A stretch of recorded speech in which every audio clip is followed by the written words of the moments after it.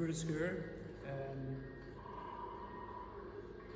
in the same room where Chris Barnard, so many years ago, performed the first cardiac transplant.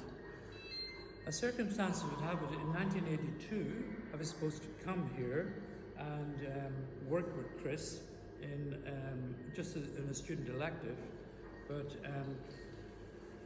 anybody who's read my memoir, I had to leave Belfast and go to Dublin because of the troubles in Northern Ireland, and I was running behind in terms of my career, and I only mention it because Margaret Thatcher decided to pull my grant, and instead of giving me the 6 years in medicine, she gave me 4 in Queen's and 2 in medicine, so I unfortunately had to defer on my student elective in Cape Town and go and try and raise, at the time, about 25,000 euros or pounds to finish off my med school.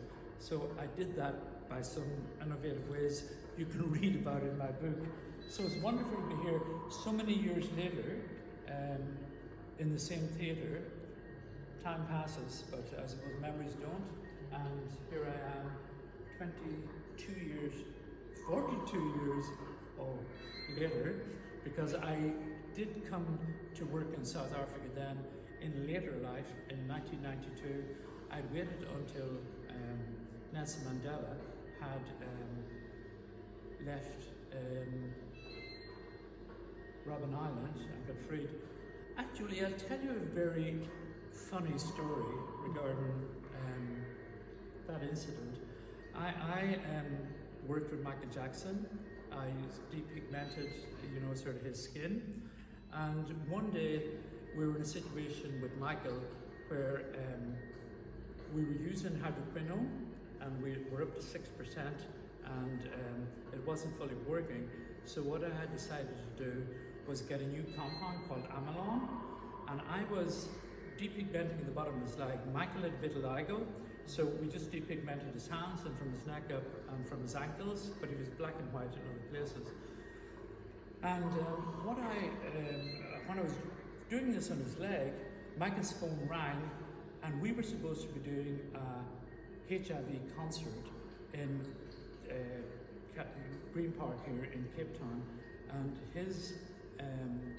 we're going to go from Rwanda down because his friend was in Rwanda, and the amylon was hardening on his leg, and I sort of turned around and Michael says, "Check this call," and I said, "Who is it?